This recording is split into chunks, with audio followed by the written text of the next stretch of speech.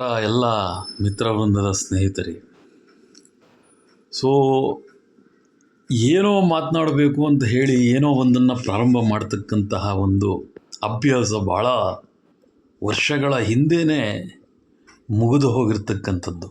ಅಂದರೆ ವಿದ್ಯಾಭ್ಯಾಸದ ನಂತರ ನಿಜ ಜೀವನದ ನೈಜ ಘಟನೆಗಳು, ಅದರ ಅನುಭವಗಳು ಸಹಜವಾಗಿ ಮನುಷ್ಯನನ್ನು ಅವನದೇ ಹಾದಿಯಲ್ಲಿ ನಡೆಸ್ತಕ್ಕಂತಹ ಒಂದು ರೂಪುರೇಷೆಗಳನ್ನು ಬೇಡ ಅಂದರೂ ಹಾಕಿ ಕೊಟ್ಟುಬಿಡ್ತದೆ. ಇಲ್ಲಿ ವಿದ್ಯಾಭ್ಯಾಸ ಅಂತ ಹೇಳಿದ ತಕ್ಷಣ ಎಲ್ಲರೂ ಒಂದು ತಿಳ್ಕೊಳ್ತಾರೆ, ಏನಪ್ಪ ಅಂತಂದರೆ ಯಾವ ವಿದ್ಯೆಯನ್ನು ಮನುಷ್ಯ ಓದಿರ್ತಾನೆ, ಕಲ್ತಿರ್ತಾನೆ, ಅದರಲ್ಲಿ ಪರಿಣಿತಿ ಹೊಂದಿರ್ತಾನೆ ಅಂತಕ್ಕಂಥದ್ದನ್ನು ಒಂದು ಸಣ್ಣ ಲವಶೇಷದಿಂದ ಅರ್ಥೈಸಿಕೊಳ್ತಕ್ಕಂತಹ ಒಂದು ಪ್ರಯತ್ನವನ್ನು ಮಾಡ್ತಕ್ಕಂಥ ಸ್ಥಿತಿಯನ್ನು ನಿರ್ಮಾಣ ಮಾಡ್ತಕ್ಕಂತಹ ಒಂದು ಗುಣತತ್ವ ಇವತ್ತಿಗೂ ಇರತಕ್ಕಂಥದ್ದು. ಇರಲಿ, ತಪ್ಪಿಲ್ಲ. ಏಕೆಂದರೆ ಅಲ್ಲಿ ಇಂಟೆಲಿಜೆನ್ಸ್ ಅಂತಕ್ಕಂಥದ್ದು ಇರ್ತದೆ, ಅಂದರೆ ಬುದ್ಧಿವಂತಿಕೆ ಅಂತಕ್ಕಂಥದ್ದು ಅಥವಾ ಜೀನಿಯಸ್ ಅಂತ ಹೇಳ್ತೇವೆ. ಅದು ಎಲ್ಲ ಸಂದರ್ಭದಲ್ಲಿ ಎಲ್ಲ ಪ್ರಮಾಣದಲ್ಲಿ ಅದೇ ಮಹತ್ತರವಾದಂತಹ ತೂಕವನ್ನು, ಅಂದರೆ ವ್ಯಾಲ್ಯೂವನ್ನು ಪಡ್ಕೊಳ್ತದೆ ಅಂತಕ್ಕಂಥದ್ದು ಬಹಳ ತಪ್ಪು ಅನಿಸಿಕೆ ಅಂತಕ್ಕಂಥದ್ದು ಇತ್ತೀಚಿನ ದಿನಗಳಲ್ಲಿ ನನಗೆ ಅರ್ಥ ಆಗ್ತಾ ಇರ್ತಕ್ಕಂಥದ್ದು. ಆದರೂ ಒಂದಷ್ಟು ವಿಷಯಗಳನ್ನು ಬಹಳ ಸೂಕ್ಷ್ಮವಾಗಿ ಗ್ರಹಿಸಿದಾಗ ಹಲವಾರು ವಿಷಯಗಳನ್ನು ಪರಿಗಣನೆಗೆ ತೆಗೆದುಕೊಂಡು ಮಾತನಾಡ್ತಕ್ಕಂತಹ ಅಭ್ಯಾಸವನ್ನು ನಿರಂತರವಾಗಿ ಮಾಡ್ತಾ ಇರತಕ್ಕಂಥ ಸಂದರ್ಭದಲ್ಲಿ ಇವತ್ತಿನ ವಿಡಿಯೋ ಅಂತಕ್ಕಂಥದ್ದು ಪ್ರಾರಂಭ ಆಗ್ತದೆ. ಸೊ ಇವತ್ತಿನ ವಿಷಯ ಏನಪ್ಪ ಅಂತಂದರೆ, ದೈನಂದಿನ ಒಂದು ಚಟುವಟಿಕೆಗಳೇನಿರ್ತದೆ, ಪ್ರತಿಯೊಬ್ಬರ ಮನೆಯಲ್ಲೂ ಕೂಡ ದೈನಂದಿನ ಚಟುವಟಿಕೆ ಅಂತಕ್ಕಂಥದ್ದು ಇರ್ತದೆ.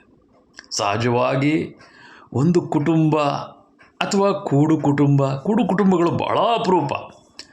ನಿಜವಾಗಲೂ ಕೂಡು ಕುಟುಂಬ ಅಂತಕ್ಕಂಥದ್ದು ಇವತ್ತಿಗೂ ಇದೆ ಅಂತಂದರೆ ಶಿರಬಾಗಿ ಅವರಿಗೆ ನಮಿಸಬೇಕಾಗ್ತದೆ, ತಲೆ ತಗ್ಗಿಸಿ. ಯಾಕೆಂತಂದರೆ ಒಂದು ಜಾಯಿಂಟ್ ಫ್ಯಾಮಿಲಿ ಅಂತಕ್ಕಂಥದ್ದು ಅಥವಾ ಕೂಡು ಕುಟುಂಬ ಅಂತಕ್ಕಂಥದ್ದು ಅದನ್ನು ನಿಭಾಯಿಸ್ತಕ್ಕಂತಹ ವಿಧಾನ ಇದೆಯಲ್ಲ, ಅದು ನಿಭಾಯಿಸಿದ್ರೆ ಬರ್ತಕ್ಕಂಥದ್ದಲ್ಲ.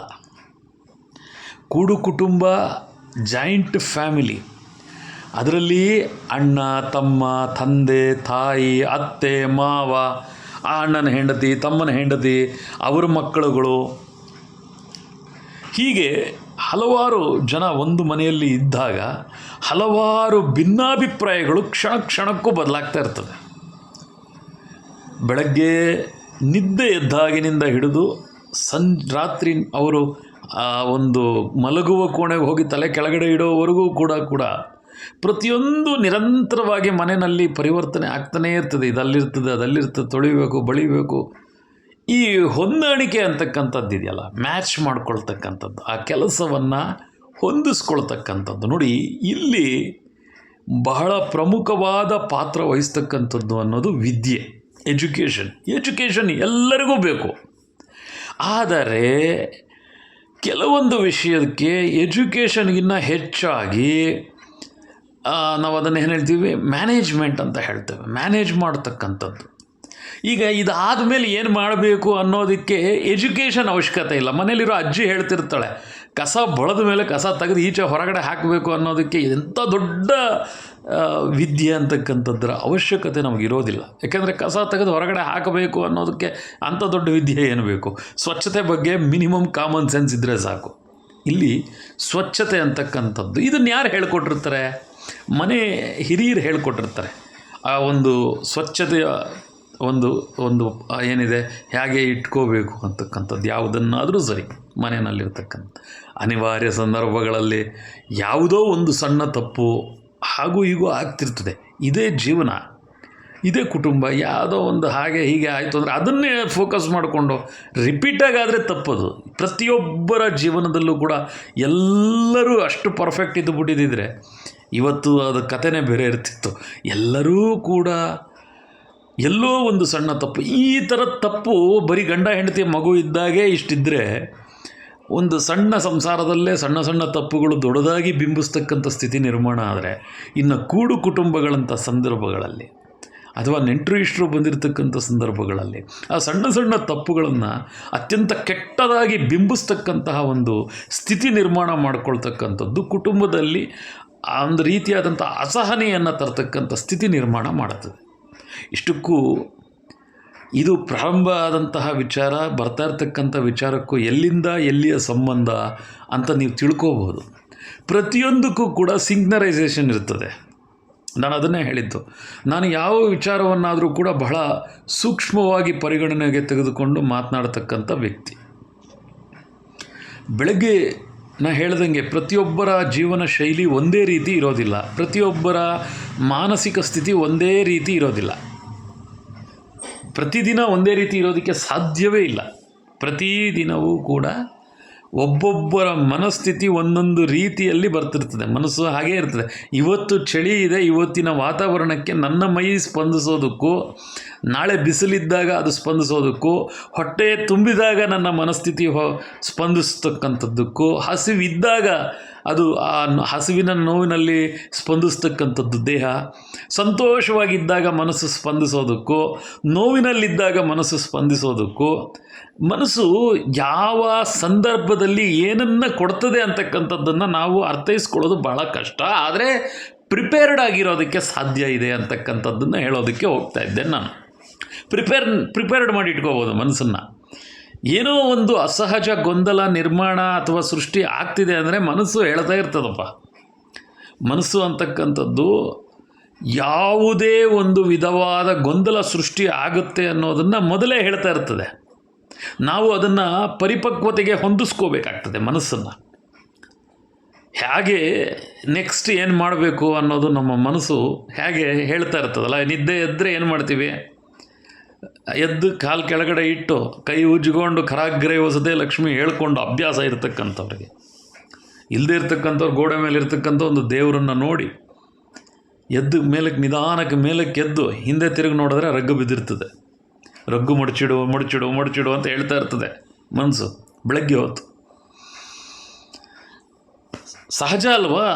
ಅದು ಯಾರು ಹೇಳ್ತಾ ಇರೋದು? ರಗ್ಗು ಮಡಚಿಡು ಮಡಚಿಡು ಅಂತ ಹೇಳ್ತಾ ಇದೆ ಮನಸ್ಸು. ಆದರೆ ನಮ್ಮ ಮನಸ್ಸು ಅದನ್ನು ಮಾಡೋದಕ್ಕೆ ಸಿದ್ಧ ಇಲ್ಲ. ಯಾಕೆ? ಅದನ್ನು ಏನಂತಾರೆ? ಅದಕ್ಕೊಂದು ಪದ ಬಳಸ್ತೇವೆ ನಾವು. ಅದು ಮೊದಲನೇ ದಿನ ಹೇಳ್ತದೆ ಮನಸ್ಸು, ಅದು ಮಾಡಬೇಕು, ಅದು ಸರಿಯದು. ರಗ್ಗನ್ನು ಮಡಚಬೇಕು ಅಂತಕ್ಕಂಥದ್ದು ಸರಿಯಾದ ಕೆಲಸ. ನಾವೇನು ಮಾಡ್ತೇವೆ? ಸೀದಾ ಹೊರಗಡೆ ಬಂದುಬಿಡ್ತೇವೆ. ನಾವು ಟಾಯ್ಲೆಟ್ಗೆ ಹೋಗ್ತೇವೆ, ಫ್ರೆಶ್ ಅಪ್ ಆಗೋದಕ್ಕೆ, ಹಲ್ಲುಜ್ಕೊಳ್ತೇವೆ, ಮತ್ತಿನ್ನೇನೋ ಮಾರ್ನಿಂಗ್ ಕೆಲಸಗಳೆಲ್ಲ ಮುಗಿಸ್ಕೊಳ್ತೇವೆ, ನಿತ್ಯ ಕರ್ಮ ಅಂತ ಹೇಳ್ತೇವೆ, ಮುಗಿಸ್ಕೊಳ್ತೇವೆ, ಮತ್ತೆ ಬರ್ತೇವೆ. ಮತ್ತೆ ಹೇಳ್ತದೆ ಹಾಸಿಗೆ ಹತ್ರ ಹೋಗಿ ಏನಕ್ಕೋ ಅಲ್ಲ ಆ ಕಡೆ ಹೋಗ್ತಿದ್ರೆ ಮನಸ್ಸು ಹೇಳ್ತಾ ಇರ್ತದೆ, ರಗ್ ಮಡಚಿಲ್ಲ ಕಣ ನೀನು, ರಗ್ ಮಡಚಿಲ್ಲ. ಬಿಡು ಆಯಿತು, ಆಮೇಲೆ ಹೋಗೋಣ. ಅಲ್ಲೆಲ್ಲ ಉಜ್ಕೊಂಡಿದ್ದೀವಲ್ಲ, ಇನ್ನೇನು ಕಾಫಿ ಕುಡಿಬೇಕು, ಹೊಟ್ಟೆ ಹಸ್ತಿರ್ತದೆ, ರಾತ್ರಿ ಭಾಳ ಹೊತ್ತಾಗಿದೆಯಲ್ಲ, ಹೊಟ್ಟೆ ಶುರು ಮಾಡ್ತಿರ್ತದೆ ತಾಳ, ಸ್ವಲ್ಪ ಕಾಫಿ ಕುಡಿದು ಬಿಡೋಣ. ಕಾಫಿ ಕುಡಿತ್ಲೇ ಏನು ಮಾಡ್ತೀವಿ? ನಾವೇ ಬೆರೆಸ್ಕೋಬೇಕು, ಇಲ್ಲ ಕೊಡಬೇಕು, ಏನೋ ಒಂದು ಮಾಡ್ತಾರೆ. ಆ ಲೋಟ ತೆಗೆದು ಸಿಂಕಲ್ಲಿ ಇಡ್ತೇವೆ. ಸಿಂಕಲ್ಲೇನು ಇದ್ದ ಜಾಗದಲ್ಲೇ ಇಟ್ಟೇವೆ. ಇಟ್ಟಾಗ ಮನಸ್ಸು ಹೇಳ್ತದೆ ತಪ್ಪು ಹೋಗೋ ತೊಳೆದು ಬಿಡು. ಇಲ್ಲ, ಏನೋ ಮಾಡ್ಕೋತಾರೆ ಬಿಡು ಅಂತಕ್ಕಂಥ ಒಂದು ಅಸಹನೀಯತೆ. ಯಾರಾದರೂ ಮಾಡೋರಿದ್ದರೆ ಎಂಥವ್ರಿಗಾದರೂ ಅಷ್ಟಲ್ವ ನೋಡಿ. 10 ದಿನದಲ್ಲಿ 1 ದಿನವೋ 2 ದಿನವೋ ಮಾಡತಕ್ಕಂಥವ್ರಿಗೆ ಪರಿಪೂರ್ಣವಾಗಿ ಮಾಡ್ಕೊಳ್ತಾರೆ ಅಂತ ಬಿಡ್ತಕ್ಕಂಥದ್ದಕ್ಕೂ, ಈಗ ಯಾರ್ದೋ ಉದಾಹರಣೆ, ನಮ್ಮ ಮನೆಗಳಲ್ಲಿ ನಡೀತಕ್ಕಂಥ ಉದಾಹರಣೆಗಳೇ. ಇದರಲ್ಲಿ ಇನ್ನೂ ಕೆಲವು ವಿಚಿತ್ರ ಮನಸ್ಥಿತಿ ಇರತಕ್ಕಂಥ ಕೆಲವರು ಇರ್ತಾರೆ. ಅವ್ರು ಏನಪ್ಪ ಅಂತಂದರೆ, ನಾವು ನಮ್ಮ ಕೆಲಸವನ್ನು ಮಾಡ್ಕೊಳ್ಳೋದಕ್ಕೆ ಬಿಡೋದಿಲ್ಲ. ಅವರೆಲ್ಲೋ ಅಡುಗೆ ಮನೆ ಎಷ್ಟು ದೊಡ್ಡದಿದ್ದರೂ ಕೂಡ ಅವ್ರವ್ರ ಕೆಲಸ ಮಾಡ್ಕೊಳ್ಳೋ ಅಷ್ಟು ವ್ಯವಸ್ಥೆ ಇರ್ತದೆ. ಏನೋ ತೀರಾ ಪುಟ್ಟ ಮನೆ ಅಂದರೆ ಹೌದು, ಒಬ್ಬರು ಓಡಾಡೋಷ್ಟೇ ಜಾಗ ಇದ್ದಾಗ ಅವರ ಕೆಲಸಕ್ಕೆ ತೊಂದರೆ ಆಗುತ್ತೆ ಅಂತಂದಾಗ, ಅದೆಲ್ಲ ಇದ್ದಾಗ ಕರೆಕ್ಟ್, ಇದು ಇನ್ನೊಬ್ರಿಗೆ ತೊಂದರೆ ಆಗ್ತದೆ, ಮಾಡೋ ಹಾಗಿಲ್ಲ ಅನ್ಕೋಬೋದು. ವಿಶಾಲವಾಗಿ ಆ ಕಡೆ ಅಡುಗೆ ಮಾಡ್ತಿದ್ರೆ ಈ ಕಡೆ ಅದಕ್ಕೆ ಪೂರಕವಾಗಿ ಸಿಂಕೋ ಇದ್ರೆ ತೊಳ್ಕೊಳ್ಳೋದಕ್ಕೆ ಮಾಡೋದಕ್ಕೆ ಅವ್ರ ಲೋಟ ಅವ್ರು ತೊಳ್ಕೊಳ್ಳೋದ್ರಿಂದ ತಪ್ಪೇನಿದೆ? ಕೆಲಸ ಇಬ್ಬಾಗ ಆಗ್ತದೆ. ಕೆಲಸ ಒಬ್ಬರೇ ಮಾಡ್ತಕ್ಕಂಥ ಕೆಲಸ ಇಬ್ಬಾಗ ಆಗ್ತದೆ, ಅಂದರೆ 2 ಭಾಗಗಳಾಗಿ ವಿಭಾಗ ಆಗ್ತದೆ. ಆಗೇನಾಗ್ತದೆ? ಸಮಯ ಉಳಿತದೆ. ಆ ಮಾಡ್ತಕ್ಕಂಥ ಹೆಣ್ಣುಮಗಳೋ ಮನೆಯಲ್ಲಿರ್ತಕ್ಕಂಥ ಯಾವ ವ್ಯಕ್ತಿ, ಅದೇನು ಪಾತ್ರೆ ತೊಳೆಯೋದು ಅಂತಂದರೆ ಅದು ಗಂಡಸರು ಮಾಡಬೇಕು, ಮಕ್ಕಳು ಮಾಡಬೇಕು, ಹೆಂಗಸರು ಮಾಡಬೇಕು, ಮುದುಕರು ಮಾಡಬೇಕು, ವಯಸ್ಸಾದವರು ಮಾಡಬೇಕು, ಈ ರೀತಿ ಎಲ್ಲೂ ಹೇಳಿಲ್ಲ. ನಿನಗೆ ದೈಹಿಕವಾಗಿ ಮಾಡ್ತಕ್ಕಂತಹ ಶಕ್ತಿ ಇದ್ದರೆ, ಸರಿಯಾಗಿ ಗಮನಿಸಿ, ದೈಹಿಕವಾಗಿ ಕೆಲವರಿಗೆ ಪಾಪ ಆಪ್ರೇಷನ್ಗಳಾಗಿರ್ತದೆ, ಮತ್ತಿನ್ನೇನೋ ದೈಹಿಕ ಸಮಸ್ಯೆಯಿಂದ ಬಳಲ್ತಾ ಇರ್ತಾರೆ, ಅವರು ಕೂಡ ಕೆಲಸ ಮಾಡಬೇಕಾಗ್ತದೆ. ಆಗಾಗ ಅವ್ರ ದೇಹ ಒಗ್ಗದಾಗ ಮಾಡಲೇಬೇಕಾಗ್ತದೆ. ಯಾವತ್ತೋ ಕೆಲವು ದಿನಗಳಲ್ಲಿ ಅವರಿಗೆ ಈ ವಾತಾವರಣದ ಏರ್ಪೇರಿನಿಂದ ಕೆಲವೊಂದು ಸಲ ಅವರ ಕೆಲಸವನ್ನು ಮಾಡೋದಕ್ಕೆ ಮುಟ್ಟೋದಕ್ಕೆ ಆರೋಗ್ಯ ಬಿಡೋದಿಲ್ಲ. ಏಕೆಂದರೆ ನಾನು ಅದನ್ನು ಭಾಳ ಸೂಕ್ಷ್ಮವಾಗಿ ಗಮನಿಸ್ತೀನಿ. ಈ ಪ್ರಕೃತಿ ಅಂತಕ್ಕಂಥದ್ದು ದಿನ ಒಂದೇ ರೀತಿ ಇರೋದಿಲ್ಲ. ಒಂದಿನ ಥಂಡಿಯಾಗಿ ಬರ್ತದೆ, ಮಂಜು ಬರ್ತದೆ, ಬಿಸಿಲು ಬರ್ತದೆ, ವಿಪರೀತ ಚಳಿ ಅನಿಸ್ತದೆ, ಕೋಲ್ಡ್. ಆದರೆ ಆ ಚಳಿ ಇದ್ದಾಗ ಕೂಡ ನಮ್ಮ ಮನಸ್ಸು ಹೇಳ್ತದೆ, ಅಯ್ಯೋ ಮಾಡಬೇಕಾ ಮಾಡಿದ್ರೆ ಎಲ್ಲಿ ನೆಗಡಿ ಬರ್ತದೋ, ಕೆಮ್ಮು ಬರ್ತದೋ. ಹಾಗಲ್ಲ. ಅದಕ್ಕೆ ಪೂರಕವಾಗಿ ಏನು ಬೇಕು ಎಲ್ಲ ವ್ಯವಸ್ಥಿತವಾಗಿ ಮಾಡ್ಕೋಬೇಕು. ಕೆಲಸ ಮಾಡಬೇಕು ಅಂತಕ್ಕಂಥ ಸ್ಥಿತಿ ಬೇಕೇ ಬೇಕು ಅಂತಕ್ಕಂಥವ್ರಿಗೆ. ಕೆಲವರಿಗೆ ಪಾಪ ವಿಧಿನೇ ಇರೋದಿಲ್ಲ, ಮಾಡ್ಕೊಳ್ಳೇಬೇಕು ಕೆಲಸ ಚಳಿನಲ್ಲಿ. ಕೆಲವರಿಗೆ ಆ ಥಂಡಿ ಮುಟ್ಟಿದ್ರೆ ಆಗೋದಿಲ್ಲ, ಜೋಮ್ ಹಿಡಿತದೆ, ಮತ್ತೊಂದು ಆಗ್ತದೆ ಅಂತಕ್ಕಂಥ ಪರಿಸ್ಥಿತಿಲಿ ಇರ್ತಾರೆ. ಒಂದು ಉಗುರು ಬೆಚ್ಚಗೆ ಒಂದು ಸ್ವಲ್ಪ ನೀರು ಇಟ್ಕೊಂಬಿಡ್ರಿ ಅಂದ್ಕೊಳ್ಳಿ ಒಂದು ಪಾತ್ರೆಯಲ್ಲಿ. ಉಗುರು ಬೆಚ್ಚಗೆ ನಾನು ಹೇಳ್ತಾ ಇರ್ತಕ್ಕಂಥದ್ದು, ನಿಮ್ಮ ಕೆಲಸ ಥಂಡಿ ಅನ್ನಿಸ್ದಾಗ ಆ ಉಗುರು ಬೆಚ್ಚಿನ ನೀರು ಒಂಚೂರು ಕೈಗೆ ಹಾಕ್ಕೊಂಡು ಆ ಕೆಲಸಗಳನ್ನು ಮಾಡ್ಕೋಬೋದು ನೀವು. ನಿಮಗೆ ಥಂಡಿ ಅನಿಸಲ್ಲಾಗ. ದೇಹ ಕೂಡ ಸಪೋರ್ಟಿವ್ ಆಗಿರ್ತದೆ. ನಿಮಗೆ ಬೇಕಾಗಿರ್ತಕ್ಕಂಥದ್ದು ದೈಹಿಕ ಉಷ್ಣತೆ, ಅದನ್ನು ನೀವು ಹೊರಗಡೆ ಆ ನೀರಿನಲ್ಲಿ ಮಾಡ್ಕೋಬೋದು, ಕೆಲಸಗಳನ್ನು ಮಾಡ್ಕೋಬೋದು. ಇದೆಲ್ಲ ಕೂಡ ಒತ್ತಾಯಪೂರ್ವಕವಾಗಿ ಕೆಲಸ ಮಾಡೋದಕ್ಕೋಸ್ಕರ ಹೇಳ್ತಾ ಇರ್ತಕ್ಕಂಥದ್ದಲ್ಲ, ನಿಮ್ಮ ದೇಹವನ್ನು ಆರೋಗ್ಯವಾಗಿ ಇಟ್ಕೊಳ್ಳೋದಕ್ಕೋಸ್ಕರ. ನಾನು ಬಹಳಷ್ಟು ಬಾರಿ ಆಲೋಚನೆಯನ್ನು ಮಾಡ್ತೇನೆ, ಯಾಕೆ ಇವತ್ತಿನ ಈ ಸ್ಥಿತಿಗತಿಗಳು ಹೀಗಾಗ್ತಿದೆ ಅಂತ.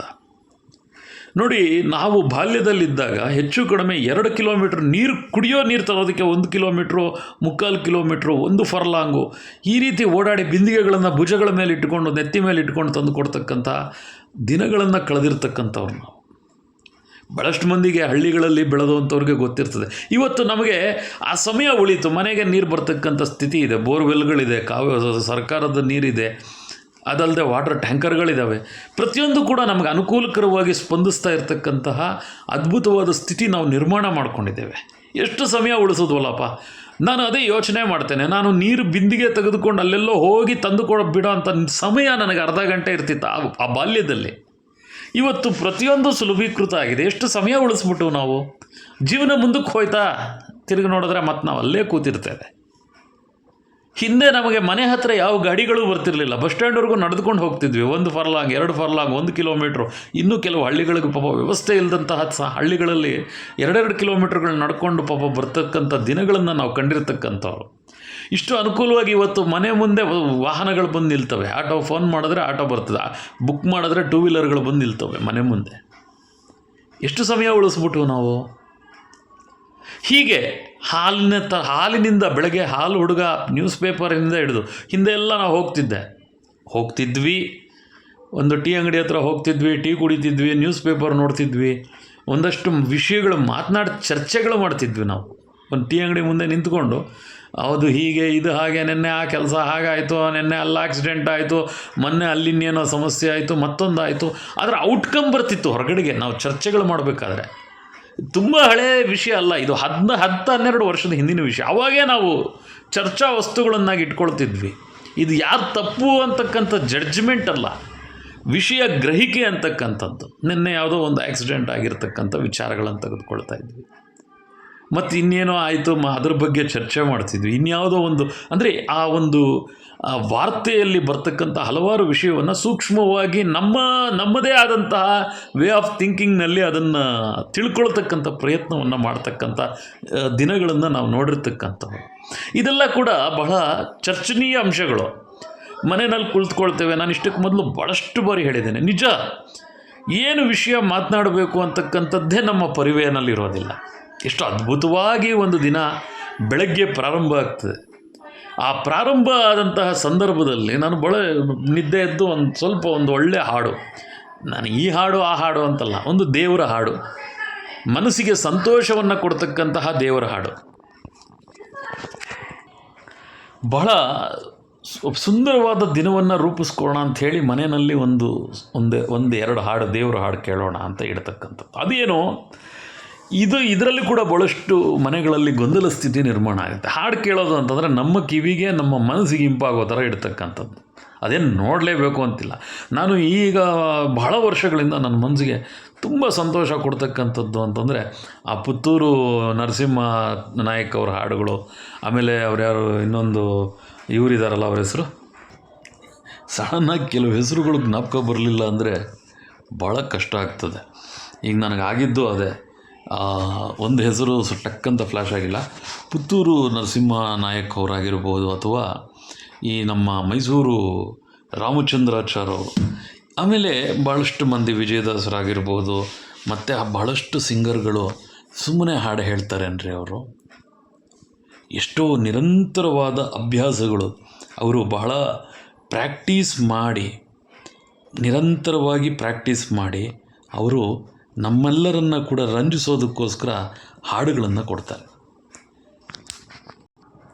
ಸೊ ಹಾಗೆ ಅವರು ಕೊಟ್ಟಂಥ ಹಾಡುಗಳು ನಿತ್ಯ ಬೆಳಗ್ಗೆ ಅದರಲ್ಲಿ ನೋಡಿ, ಒಂದು 20 ವರ್ಷದ ಹಿಂದೆ ನಾನು ನನ್ನ ಸ್ನೇಹಿತನ ಮನೆಯಲ್ಲಿ ಭಾಳಷ್ಟು ಸಮಯ ಕಳೀತಾ ಇದ್ದೆ. ಅಂದರೆ ನನ್ನ ಮನೇಲಿದ್ದರೂ ಕೂಡ ಅವನು ಬೇರೆ ನಾನು ಬೇರೆ ಅಂತ ಅವ್ರ ಮನೆಯಲ್ಲಿ ನಾನು ನೋಡ್ತಿರಲಿಲ್ಲ. ಜೊತೆಯಲ್ಲೇ ಒಂದು ರೀತಿ ನನ್ನ ಆಲ್ಮೋಸ್ಟ್ ನನ್ನ ಜೀವನ ಎಲ್ಲ ಹಾಗೆ ಕಳೆದಿದ್ದು ಬಿಡಿ. ಯಾರೋ ಒಬ್ಬರು ಗುರುಗಳ ರೀತಿಯಲ್ಲಿ ಆ ಭಗವಂತ ಅದು ಯಾಕೆ ಕಳಿಸ್ತಿದ್ನೋ ಗೊತ್ತಿಲ್ಲ. ಅವರು ಗುರುಗಳ ರೀತಿಯಲ್ಲೇ ನನ್ನನ್ನು ಒಬ್ಬ ಶಿಷ್ಯನ ರೀತಿಯಲ್ಲಿ ಸಾಕ್ಬಿಡೋರು. ಅವರು ಗುರುಗಳ ರೀತಿ, ನಾನು ಶಿಷ್ಯ ಆಗ್ಬಿಡ್ತಿದ್ದೆ.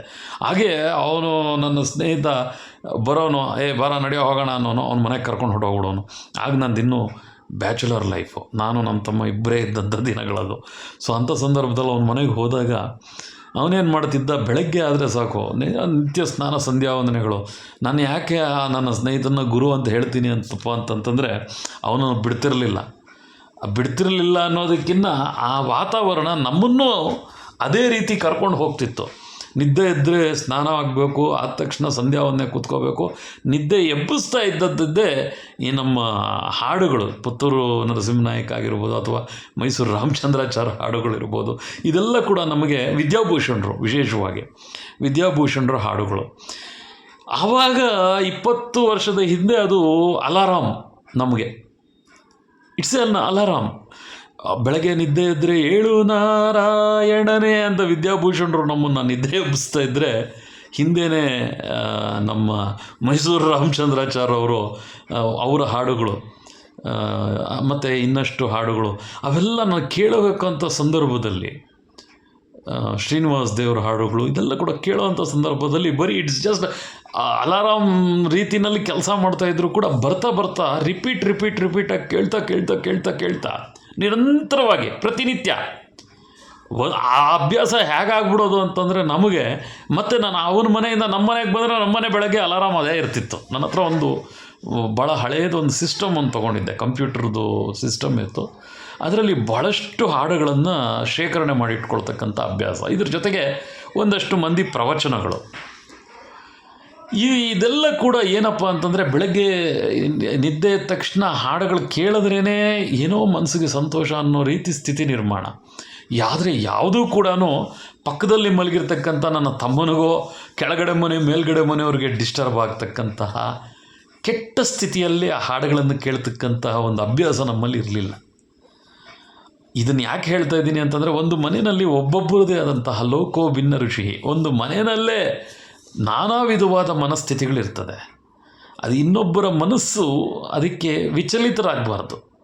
ಹಾಡು ಅಂತಕ್ಕಂಥದ್ದು ಮನಸ್ಸಿಗೆ ಸಂತೋಷವನ್ನು ಕೊಡ್ತಕ್ಕಂಥದ್ದು.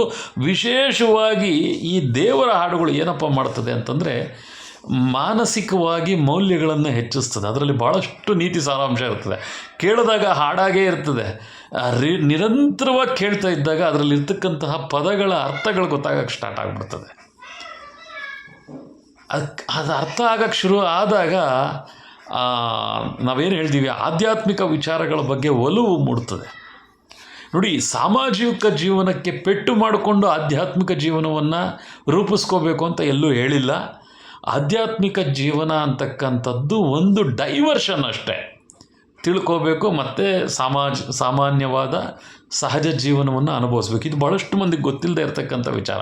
ಆಧ್ಯಾತ್ಮಿಕ ಅಂದ ತಕ್ಷಣ ಅದನ್ನು ಬಹಳ ಡೆಪ್ತಾಗಿ ತೆಗೆದುಕೊಂಡಂಥವ್ರು ಯಾರಪ್ಪ ಅಂತಂದರೆ ನಮ್ಮ ಸನ್ಯಾಸಿಗಳು ಅವ್ರುಗಳು ಇರ್ತಾರಲ್ವ, ಕಾವಿ ಧಾರಣೆಗಳು ಮಾಡಿಕೊಂಡು ಅದು ಪೂರ್ಣ ಪ್ರಮಾಣದ ಆಳವಾದ ಅಧ್ಯಯನಕ್ಕೆ ಹೋದಾಗ ಅಂಥ ಸ್ಥಿತಿ ಸಹಜವಾಗಿ ಅದಾಗದೇ ನಿರ್ಮಾಣ ಆಗಿಬಿಡುತ್ತದೆ.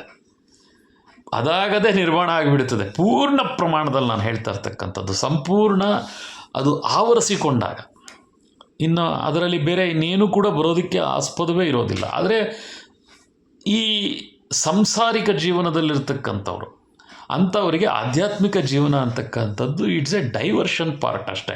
ಹೋಗ್ತೀವಿ, ಸಿಗುತ್ತೆ, ಮತ್ತೆ ಈ ಕಡೆಗೆ ಬರ್ತೀವಿ, ಹೋಗ್ತೀವಿ, ಸಿಗುತ್ತೆ, ನೋಡ್ತೀವಿ, ಬರ್ತೀವಿ. ಹೀಗೆ ಹೋಗಿ ಆಮೇಲೆ ಕೊನೆಯ ಹಂತಗಳಲ್ಲಿ ಅದು ಪೂರ್ಣ ಪ್ರಮಾಣಕ್ಕೆ ಬದಲಾಗ್ತಕ್ಕಂಥದ್ದು ಸ್ಥಿತಿ.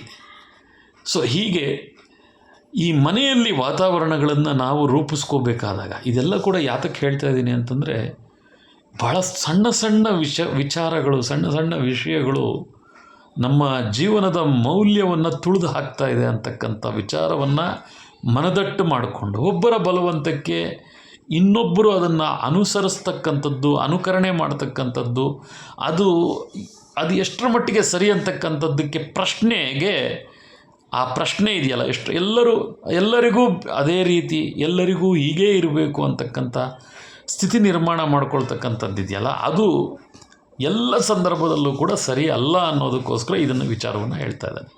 ಹಾಗೆ ಆಹಾರ ಪದ್ಧತಿ ಕೂಡ ಅಷ್ಟೇ. ಮನೆಯಲ್ಲಿ ದೋಸೆ ಎಲ್ಲರಿಗೂ ಮಾಡಿದ್ದಾರೆ ಅಂದರೆ ವಿಧಿ ಇಲ್ಲದೆ ನಾವೆಲ್ಲರೂ ದೋಸೆ ತಿನ್ನಬೇಕಷ್ಟೇ.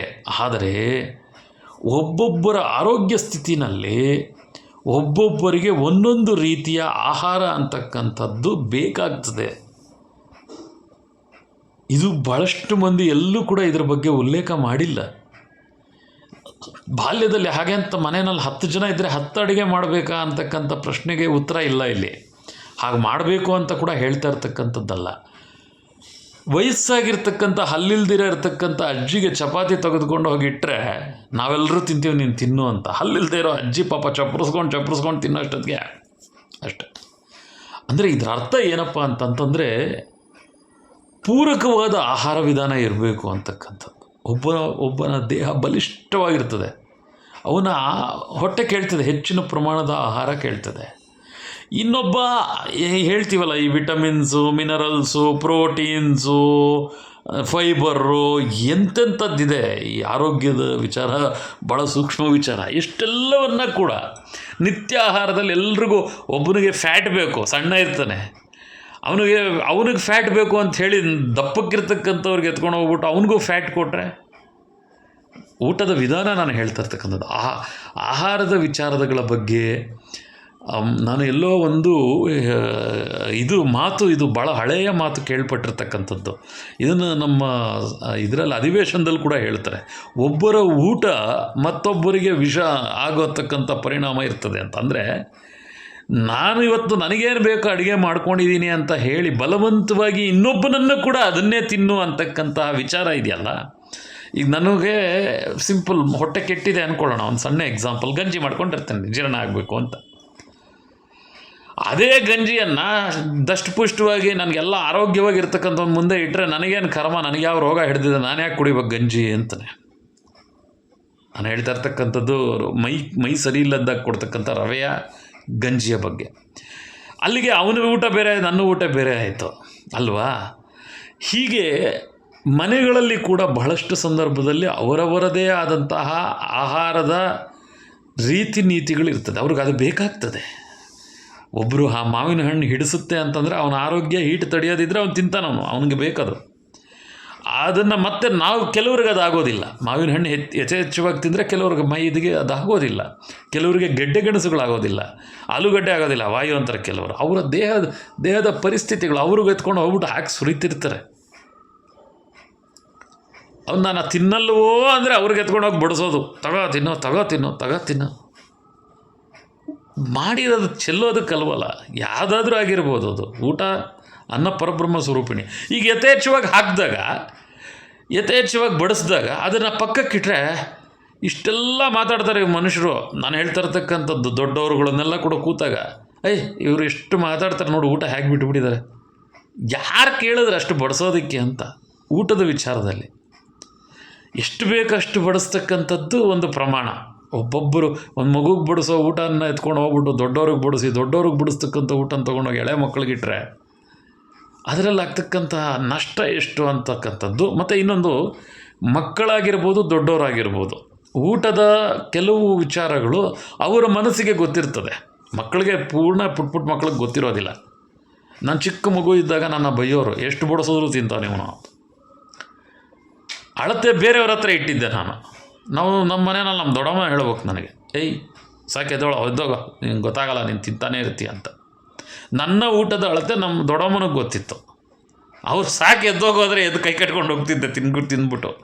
ಇದೆಲ್ಲ ಬಹಳ ವಿಚಾರವಾಗಿರ್ತಕ್ಕಂಥ ಮಾತುಗಳು. ಊಟ ಕೂಡ ಅಷ್ಟೇ, ನಮ್ಮ ಊಟ, ನಮ್ಮ ಹೊಟ್ಟೆ, ನಮ್ಮ ಅಳತೆ. ಇದು ಯಾವಾಗ ಗೊತ್ತಾಗ್ತದೆ? ಪುಟ್ಟ ಮಕ್ಕಳಲ್ಲಿ ನಮಗೇನು ಗೊತ್ತಾಗ್ತದೆ? ಪುಟ್ಟ ಮಕ್ಕಳಲ್ಲಿ ಹಸುವು ಹೊಟ್ಟೆ ತುಂಬುತ್ತೆ. ಇದೆಲ್ಲ ಕೂಡ ನಾವು ಇನ್ನೊಬ್ರು ಹೇಳಿದ್ರೆ ಗೊತ್ತಾಗ್ತದೆ. ನಿಂಗೆ ಸಾಕಪ್ಪ, ಇನ್ನು ತಿಂತಾ ಇರ್ಬೇಡ, ಇನ್ನು ಸಾಕಪ್ಪ, ನಿಂಗೆ ಹಸುವಾಗುತ್ತೆ. ಪುಟ್ಟ ಮಕ್ಕಳಿದ್ದಾಗ ಅದೇ ಅವ್ನಿಗೆ ಹಸುವಾಗ್ತಿರ್ತದೆ, ಆಟ ಆಡ್ಕೊಂಡು ಬಂದಿದ್ದಾನೆ, ಅವ್ನಿಗೇನೋ ಒಂಚೂರು ಕೊಡ್ರಿ. ಯಾರು ಹೇಳ್ತಾರೆ ಅದನ್ನೆಲ್ಲ? ಅದಕ್ಕೆ ನಿಮ್ಮ ದೇಹದಲ್ಲಿ ಆಗ್ತಕ್ಕಂತಹ ವ್ಯತ್ಯಾಸಗಳು ಇದ್ದಕ್ಕಿದ್ದಂಗೆ ಸಣ್ಣ ಆಗ್ಬಿಡುತ್ತೆ, ಇದ್ದಕ್ಕಿದ್ದಂಗೆ ಅಪ್ಪ ಆಗ್ಬಿಡೋದು. ಏಕೆಂದರೆ ಇದು ಎಲ್ಲ ತಲೆಯಲ್ಲಿ ಇಟ್ಕೊಂಡಿರ್ತದೆ ಮನಸ್ಸು ಎಲ್ಲ ಕೂಡ. ಮತ್ತು ತಪ್ಪು ಲೆಕ್ಕಗಳು ಹಾಕಿದ್ರು ಕೂಡ ಅದೇ ಮತ್ತೆ ಸಮಸ್ಯೆನೇ. ತಪ್ಪು ಲೆಕ್ಕ ಅಂತಂತಂದರೆ ನಾನು ಏನು ತಿಂದೆ ನನಗೆ ಜ್ಞಾಪಕ ಇಲ್ಲ ಅಂತಕ್ಕಂಥದ್ದು. ಊಟದ ಸಮಯದಲ್ಲಿ ಏನೇ ಕೆಲಸ ಮಾಡ್ತಾಯಿದ್ರು ಕೂಡ ಇವತ್ತು ನಾನು ಏನು ಊಟವನ್ನು ಎಷ್ಟು ಪ್ರಮಾಣದಲ್ಲಿ ನಾನು ತಗೊಂಡೆ ಅಂತಕ್ಕಂಥದ್ದು ಅಟ್ಲೀಸ್ಟ್ ನಮಗೆ ಗೊತ್ತಿರಬೇಕಲ್ಲ. ಭಾಳಷ್ಟು ಮಂದಿ ನಾನು ಏನು ತಿಂದ ನಾನು ಮರ್ತುಬಿಟ್ಟೆ. ತಿನ್ನೋವಾಗೆ ಮೈ ಮೇಲೆ ಪ್ರಜ್ಞೆ ಇರೋದಿಲ್ಲ, ಪ್ರಜ್ಞೆ ಅಂತ ಹೇಳ್ತೇವೆ. ಅದೆಷ್ಟು ಪ್ರಮಾಣದಲ್ಲಿ ನಾವು ತಿಂತಿದ್ದೀವಿ, ನಮ್ಮ ದೇಹ ಏನು ಕೇಳುತ್ತೆ ಅನ್ನೋದು ನಮಗೆ ಗೊತ್ತಿಲ್ಲದೆ ಇನ್ಯಾರು ಹೇಳೋದಕ್ಕೆ ಸಾಧ್ಯ? ಮಕ್ಕಳಲ್ಲಾದರೆ ತಾಯಿ ಹೇಳ್ತಾಳೆ, ಯಾಕೆಂದರೆ ತಾಯಿ ಮಕ್ಕಳನ್ನ ನೋಡ್ಕೋಬೇಕು. ದೊಡ್ಡವರಾಗ್ತಾ ಆ ಮಕ್ಕಳು ಅವರೇ ಕಲ್ತ್ಕೊಳ್ತಕ್ಕಂಥ ಪ್ರಯತ್ನ ಮಾಡಬೇಕು. ಇದು ಊಟದ ವಿಚಾರ. ಇನ್ನು ಬೆಳಗ್ಗೆ ಹೊತ್ತು ತರ್ತಕ್ಕಂಥ ತರಕಾರಿಗಳಲ್ಲಿ ಹಿಂದೆ ಎಲ್ಲ ಹೇಳ್ತಿದ್ರು, ಭಾಳ ಶಕ್ತಿ ಇರ್ತಿತ್ತು, ಅದು ಮಣ್ಣು ಸಾರಾಂಶ. ನಿಜ, ಸತ್ವ ಇರ್ತಿತ್ತು ಭೂಮಿಯಲ್ಲಿ, ಅಂತಹ ಒಂದು ಫಲ ಇರ್ತಿತ್ತು. ಅದನ್ನು ಬದಲಾದ ಕಾಲಘಟ್ಟದಲ್ಲಿ ಅದು ಬೇರೆ ವಿಚಾರ ಆಗ್ಬಿಡ್ತದೆ. ಅಟ್ಲೀಸ್ಟ್ ಇದ್ದಿದ್ದರಲ್ಲಿ ನಾವು ಎಷ್ಟು ತಗೊಳ್ಳೋದಕ್ಕೆ ಸಾಧ್ಯ, ಜೀವಸತ್ವಗಳು ಅಂತ ಹೇಳ್ತೇವೆ. ಆ ಕಂಟೆಂಟ್, ತರಕಾರಿಯಲ್ಲಿರ್ತಕ್ಕಂಥ ಕಂಟೆಂಟ್, ಇವತ್ತು ಅದನ್ನು ತೆಗೆದು ತಿಂತಾಯಿದ್ರೆ ಪಕ್ಕಕ್ಕೆ ಇಟ್ಬಿಡೋದು. ತರಕಾರಿ ಎಲ್ಲ ತೆಗೆದು ಆರಿಸಿ ಪಕ್ಕಕ್ಕೆ ಇಟ್ಬಿಟ್ಟು ಆ ತಿಳಿ ನೀರಿನಲ್ಲಿ ಏನು ಸಿಗ್ತದೆ, ಆ ಖಾರದ ನೀರಿನಲ್ಲಿ, ಬೇಳೆನಲ್ಲಾದರೂ ಒಂದಷ್ಟು ಪ್ರೋಟೀನ್ ಸಿಗುತ್ತೆ ಅಂತ ಹೇಳ್ತಾರಪ್ಪ. ನಾನು ಹೀಗೆ ಹೇಳಬೇಕು, ಪ್ರೋಟೀನ್ ಸಿಗುತ್ತೆ ಅಂತ ಹೇಳ್ತಾ ಇದ್ರಪ್ಪ. ಯಾಕೆ ಹೇಳಿ? ಇನ್ನು ಅದರ ಹೆಚ್ಚಿನ ವಿಚಾರಗಳನ್ನು ಇಟ್ಕೊಂಡು ಕೂತ್ರೆ ಅದು ಇನ್ನೊಂದಷ್ಟು ದೊಡ್ಡ ವಿಚಾರ ಆಗ್ಬಿಡ್ತದೆ, ಎಳ್ಕೊಂಡು ಹೋಗ್ತಿರ್ತದೆ ಟಾಪಿಕ್ಕು. ಹೀಗೆ ಒಂದು ಮನೆ, ಆ ಮನೆಯ ಆಂತರಿಕ ವಿಚಾರಗಳು, ನಾನು ಹೇಳ್ದಂಗೆ ನಿದ್ದೆ ಎದ್ದು ಕೆಲಸ ಮಾಡ್ತಕ್ಕಂತಹ ಪರಿಸ್ಥಿತಿ ಇದ್ದಾಗ ಬಿಟ್ಬಿಡಿ, ಮಾಡೋರಿಗೆ ಬಿಡಿ, ಅವಕಾಶ ಕೊಡಿ. ಕೆಲವರು ತುಂಬ ಮೂಡೀಸ್ ಅಂದರೆ ಮೂರು ಅಲ್ಲ, ಮೂಡು ಅಂದರೆ ಮೂಡಿ ಅಂದರೆ ಮೂರಲ್ಲ, ಮೂರು ಕೊಡು ಅಂತಲ್ಲ, ಮೂಡಿ ಬೆರಿತಕ್ಕಂತಹ ಸ್ಥಿತಿ ನಿರ್ಮಾಣ ಆಗಬೇಕು. ಎಲ್ಲರ ಜೊತೆ ಮಾತನಾಡಬೇಕು. ಮಾತು ಮನೆ ಕೆಡಿಸ್ತು, ತೂತು ಒಲೆ ಕೆಡಿಸ್ತು ಅಂತ. ಮಾತು ಅದ್ಭುತವಾಗಿರಬೇಕು. ಮಾತಿನ ಶೈಲಿ, ಮಾತಿನ ವಿಧಾನ, ಮಾತಿನ ಚಾತುರ್ಯತೆ, ಅಂಥ ಮಾತನ್ನೇ ತುಂಡರಿಸ್ಬಿಟ್ರೆ, ಮಾತನ್ನು ತುಂಡರಿಸೋದು ಅಂದರೆ ಏನಾದರೂ ಮಾತಾಡೋಕ್ಕೆ ಬಂದರೆ ನಿಂಗೇನು ಗೊತ್ತು, ಕುತ್ಕ, ನಾನು ಕಂಡಿದ್ದೀನಾಗಲಿ. ಅರೆ, ನಮ್ಮ ಮನೆಗಳಲ್ಲಿ ನಡೀತಿರ್ತಕ್ಕಂಥ ಸತ್ಯ ಇದು. ಒಬ್ಬ ತಿಳಿದಿರ್ತಕ್ಕಂಥ ಹಿರಿಯರು ಏನೋ ಹೇಳೋಕ್ಕೆ ಬಂದರೆ, ವಿಷಯ ಹೇಳ್ಕೊಳಕ್ಕೆ ಬಂದರೆ ನಿಂಗೆ ಗೊತ್ತಾ, ಕುತ್ಕ, ಸಾಕಾಗಲಿ. ಅರೆ, ಯಾವುದು ಮಾತು ನಿಲ್ಲಬೇಕು, ಯಾವುದು ಮಾತು ಮುಂದುವರಿಬೇಕು, ಮಾತು ಯಾವುದು ನಿಲ್ಲಬೇಕು, ಯಾವುದು ಮಾತು ಮುಂದುವರಿಸಬೇಕು ಅಂತಕ್ಕಂತಹ ಸಾಮಾನ್ಯ ಪ್ರಜ್ಞೆ ಅಂತಕ್ಕಂಥದ್ದು ಮನೆಗಳಲ್ಲಿ. ಅನವಸರವಾದ ವಿಚಾರಗಳು, ಹೊರಗಿನ ಜಗಳಗಳು, ಹೊರಗಿನ ಕದನಗಳು ಮನೆಗಳಲ್ಲಿ ಮಾತನಾಡ್ತಕ್ಕಂಥ ವಿಚಾರ ಅಲ್ಲವೇ ಅಲ್ಲ ಅದು. ಒಂದಷ್ಟು ಸಾಮಾಜಿಕ ಸ್ಥಿತಿಗತಿಗಳನ್ನು ಮನಸ್ಸಿನಲ್ಲಿ ಇಟ್ಕೊಂಡು ಮಾತಾಡೋದು ತಪ್ಪು ಅಂತ ಹೇಳಲ್ಲ. ಅದಕ್ಕೆ ಒಂದು ಪ್ರಮಾಣ, ಬದ್ಧತೆ. ಈಗ ತಾಯಿ ಹತ್ರ ಒಬ್ಬ ಮಗ ಅಂತಕ್ಕಂಥವನು ತನ್ನ ನೋವನ್ನು ಹೇಳ್ಕೊಳ್ತಕ್ಕಂತಹ ಒಂದು ನಿಯಮ ಇದೆ ಯಾರಿಗಾದರೂ ಸಹಜವಾಗಿ. ಆ ನೋವನ್ನು ಹೊರಗಡೆ ಹಾಕ್ಕೊಳ್ಳತಕ್ಕಂಥದ್ದು, ಆ ಸ್ಥಿತಿ ಅಂತಕ್ಕಂಥದ್ದು ಒಂದು ತಾಯಿ ಹತ್ರ ಒಬ್ಬ ಮಗ ತಪ್ಪಿಲ್ಲ ಹೇಳ್ಕೊಬೋದು. ತಂದೆ ತಾಯಿ ಹತ್ರ, ಪೋಷಕ ಸ್ಥಾನದಲ್ಲಿರ್ತಕ್ಕಂಥವ್ರ ಹತ್ರ ಹೇಳ್ಕೊಬೋದು. ಅವರು ಅಕ್ಸೆಪ್ಟೆನ್ಸಿ ರೇಟ್ ಬಿಡಿ, ಅದು ಒಪ್ಕೊಳ್ಳೋದು ಬಿಡ್ತಕ್ಕಂಥದ್ದು ಬೇರೆ. ಹಾಗೆಯೇ ತಾಯಿ ಮಕ್ಕಳ ಹತ್ರ, ಹೆಂಡತಿ ಗಂಡನ ಹತ್ರ, ಗಂಡ ಹೆಂಡತಿ ಹತ್ರ, ಪುಟ್ಟ ಮಕ್ಕಳಿದ್ರೆ ಅವ್ರ ಹತ್ರ ಏನು ಹೇಳ್ಕೊಳ್ತೀರ? ಅವ್ರ ಪಾಪ ನಮ್ಮ ಹತ್ರ ಹೇಳ್ಕೊಳ್ತಕ್ಕಂಥ ಸ್ಥಿತಿ ನಾವು ನಿರ್ಮಾಣ ಮಾಡಿ ಇಟ್ಕೊಂಡಿರ್ಬೇಕು. ಎಲ್ಲವೂ ಕೂಡ ಒಂದು ಮನೆ, ಆ ಮನೆಯಲ್ಲಿರ್ತಕ್ಕಂತಹ ವಸ್ತುಗಳು, ಅದರ ಪ್ರಭಾವಗಳು ಎಷ್ಟಿರ್ತದೆ ಅಂತ ಸರಿಸುಮಾರು 25-30 ವರ್ಷ ಇದು ನಿರಂತರ ಅಭ್ಯಾಸ ನಂದು. ವಸ್ತುಗಳನ್ನು ಇಡ್ತಕ್ಕಂಥದ್ದು, ಯಾವ ವಸ್ತು ಯಾತಕ್ಕೆ, ಅದರ ಹೆಸರುಗಳು ಎಲ್ಲವೂ ಕೂಡ ಪ್ರಭಾವ ಬೀರ್ತಾ ಇರ್ತದೆ ಮನೆಗಳಲ್ಲಿ. ಇನ್ನು ನಾವು ಬೆಳೆದಿರ್ತಕ್ಕಂತಹ ವಿಧಾನ, ನಾವು ಬೆಳೆದ ಶೈಲಿ, ನಾವಿದ್ದಂತಹ ವಾಸಸ್ಥಳ, ಅಲ್ಲಿರ್ತಕ್ಕಂಥ ಎನ್ವಿರಾನ್ಮೆಂಟು, ಅಕ್ಕಪಕ್ಕ ಮೋರಿ, ಗಲ್ಲಿಗಳು, ನಾಯಿಗಳು, ಕತ್ತಲಲ್ಲಿ ಓಡಾಡಿದಂತಹ ಭಯಗಳು, ಪುಟ್ಟ ಮಕ್ಕಳಿದ್ದಾಗ ಮನಸ್ಸು ಹೇಗಿರ್ತದೆ ಅಂದರೆ ಪ್ರತಿಯೊಂದನ್ನು ಹಿಡಿದಿಟ್ಕೊಳ್ತಕ್ಕಂಥ ಶಕ್ತಿ ಮನಸ್ಸಿಗಿದೆ. ಆದರೆ ಮನಸ್ಸಿಗೆ ಏನು ಬೇಕು ಏನು ಬೇಡ ಅಂತ ಹೇಳಿ ಅದನ್ನು ನಮ್ಮ ಕಂಟ್ರೋಲ್ಗೆ ತಗೊಳ್ತಕ್ಕಂಥ ಶಕ್ತಿ ನಮಗೆ ಮಾತ್ರ ಇರ್ತದೆ. ಕತ್ತಲಾದರೆ ರಾತ್ರಿ ಹೊರಗಡೆ ಹೋದರೆ 128 ಭಯದಲ್ಲಿ ಹೋದರೆ ಇನ್ನೂ ಲಕ್ಷಾಂತರ ಕಾಣಿಸ್ತದೆ ಭಯ ಅಂತಕ್ಕಂಥ. ಕತ್ತಲಿನಲ್ಲಿ ನಾವು ಅದರಲ್ಲಿ ಕೆಟ್ಟ ನಕ್ಷತ್ರಗಳು, ಕೆಟ್ಟ ದಿನಗಳು, ಕೆಟ್ಟ ಸಮಯಗಳು, ಅಮಾವಾಸ್ಯೆಗಳು ಎಷ್ಟು ಎಷ್ಟು ಎಷ್ಟು ಆದರೆ ಅವೆಲ್ಲವೂ ಇದೆ. ಅನುಭವಿಸ್ತಕ್ಕಂಥವನಿಗೆ ಮಾತ್ರ ಗೊತ್ತಿರ್ತದೆ. ಯಾವ ವ್ಯಕ್ತಿ ಅದನ್ನು ಪ್ರಾಕ್ಟಿಕಲ್ಲಾಗಿ ಫೇಸ್ ಮಾಡಿರ್ತಾನೆ ಅವೆಲ್ಲ ಕೂಡ ಇರ್ತದೆ. ನಾನು ಹೇಳ್ತಾ ಇರ್ತಕ್ಕಂಥದ್ದು ಅನುಭವಿಸಿ ಇರ್ತಕ್ಕಂಥವರಿಗೆ, ಹೂ ಆರ್ ಆಲ್ ಎಕ್ಸ್ಪೀರಿಯನ್ಸ್ಡ್. ಎಲ್ರಿಗೂ ಆಗಬೇಕು ಅಂತಿಲ್ಲ. ಈಗ ನನ್ನಂಥವ್ರು ರಾತ್ರಿ ಎಷ್ಟೊತ್ತು ಯಾವುದೋ ಫೋನ್ ಬರ್ತದೆ, ಬಾಪ ಆ ಊರಿಗೆ ಹೋಗಬೇಕು, ಅದು ಯಾವ ಅರ್ಧರಾತ್ರಿ ಪರರಾತ್ರಿ ಆದರೂ ಹೋಗಲೇಬೇಕು. ಜವಾಬ್ದಾರಿ, ದುಡಿಮೆ, ಜೀವನವನ್ನು ರೂಪಿಸ್ಕೊಳ್ತಕ್ಕಂಥದ್ದು. ಏನು ಮಾಡ್ತೀರಾ? ಅಮಾವಾಸ್ಯೆ ದಿನ ರಾತ್ರಿ ನಾನು ಡ್ರೈವ್ ಮಾಡಲ್ಲ, ಅಮಾವಾಸ್ಯೆ ದಿನ ನಾನು ಏನೋ ಎಮರ್ಜೆನ್ಸಿ ಇದ್ದರೆ ನಾನು ಬರಲ್ಲ, ಕತ್ಲಾಗ್ಬಿಟ್ಟಿದೆ ಅಂತ ಅಂದ್ಕೊಂಡ್ರೆ ಪಾಪ ಲಾರಿ ಡ್ರೈವರ್ಗಳ ಪರಿಸ್ಥಿತಿ ಏನ್ರಿ? ರಾತ್ರಿ ಇಲ್ಲ ಹಗಲಿಲ್ಲ ಅವರು ಓಡಾಡ್ತಾ ಇಲ್ವ ಲಾರಿಗಳಲ್ಲಿ, ಕಾರುಗಳು, ಬಸ್ ಡ್ರೈವರ್ಗಳು ಪಾಪ. ನಮ್ಮ ಎಷ್ಟು ಬಸ್ಗಳಿದೆ, ನಾನೀಗ ಆ ಬಸ್ಸು ಈ ಬಸ್ಸು ಅಂತ ಹೇಳಲ್ಲ, ಯಾವ ಬಸ್ಸಾದರೂ ಬಸ್ಸೇ. ಆ ಟ್ರಾವೆಲರ್ಗಳು ಪಾಪ ಎಂತೆಂಥ TTಗಳು ಓಡಿಸ್ತಕ್ಕಂಥವ್ರು, ಆಟೋಗಳು ಓಡಿಸ್ತಕ್ಕಂಥವ್ರು. ಸಿಟಿನಲ್ಲಿ ಬಿಡಿ, ಎಲ್ಲ ಕಡೆ ಬೆಳಕು, ಎಲ್ಲ ಕಡೆ ಏನದು ಜಂಗುಲಿ ಓಡಾಡ್ತಿರ್ತಾರೆ ಜನರುಗಳು, ಜಂಜಾಟ. ಅದು ಅಂಥ ಕಡೆ ಅಲ್ಲ ನಾನು ಹೇಳ್ತಾ ಇರ್ತಕ್ಕಂಥ. ಯಾವುದೋ ಒಂದು ದೂರ ಕಾಣದ ಹಳ್ಳಿಗೆ ಹೋಗಬೇಕು, ಕೆರೆ ಕಟ್ಟೆಗಳನ್ನು ದಾಟಬೇಕು, ಸ್ಮಶಾನಗಳನ್ನು ದಾಟಬೇಕು. ಅದೆಲ್ಲ ನೋಡಿದಾಗ ಎಂಥ ಉತ್ತಮ ಸ್ಥಿತಿಯಾದ ಜೀವನಗಳು ನಮಗೆ ದೇವರು ಕೊಟ್ಟಿರ್ತಾರೆ. ಅದನ್ನು ಕೂಡ ನಾವು ಬೈದಲ್ಲಿ ಹಾಕಿ ಒದಗಿಸಿ ತುಳಿದು ಇಡ್ತೀವಿ ನಮ್ಮ ಮನಸ್ಥಿತಿಯನ್ನು ಅಂತಂತಂದರೆ. ಮನೆಯಲ್ಲಿ ಭಯ ಅಂತಕ್ಕಂಥ ಸ್ಥಿತಿ ಇವತ್ತಿಗೆ ಇನ್ನೂ ಇದೆ.